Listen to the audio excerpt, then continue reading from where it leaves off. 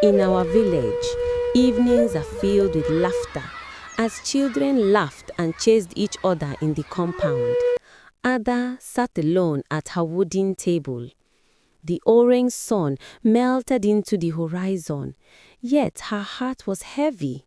Something troubled her soul. She could feel it, though she could not yet name it. In a flash, she remembered how she and her husband Chike were two beautiful lovebirds the entire village admired. They never hid feelings or secrets from each other. Their laughter echoed through the evenings. Their bonds inspired others. They were the picture of love before betrayal crept in. For days and nights, Chike, her husband, returned late.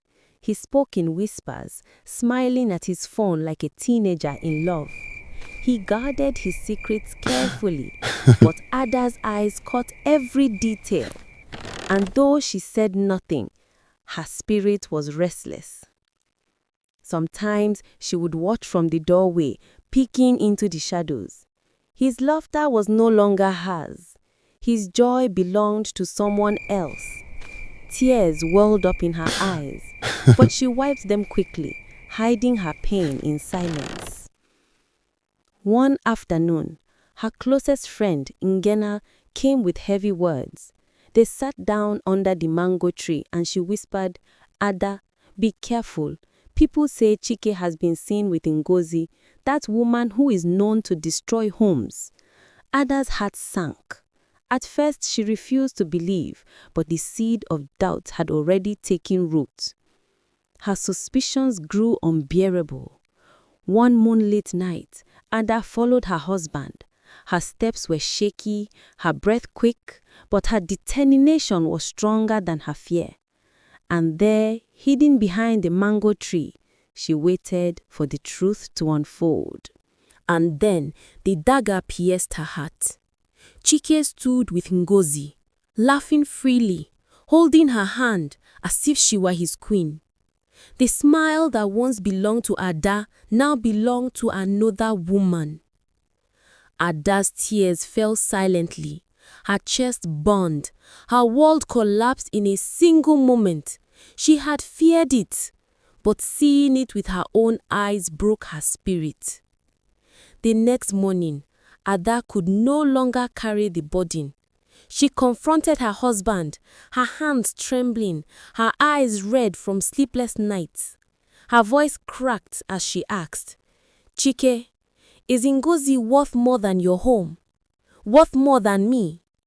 Chike's mouth opened, but his excuses were as weak as his resolve. His guilt could not hide. As if shame was not enough, Ngozi herself arrived boldly, walking into Ada's compound with pride.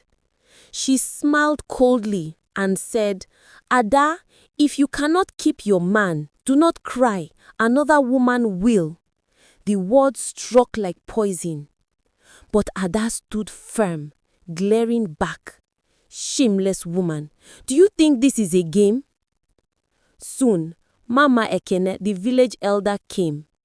With a single wave of her hand, the noisy compound fell silent. She looked at Chike with disappointment, at Ngozi with disgust, and at Ada with strength. Her voice thundered like a drum. "Chike, a man without self-control is no man. Ngozi, beauty without dignity is a curse. And Ada, do not weep, for tears never build a home. Infidelity destroys families. It eats away like fire.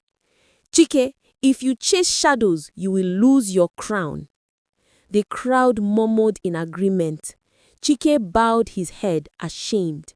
Ngozi's pride faltered.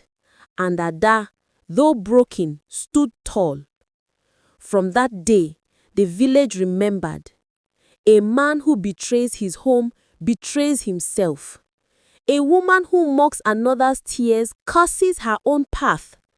And Ada, though wounded, found strength in truth.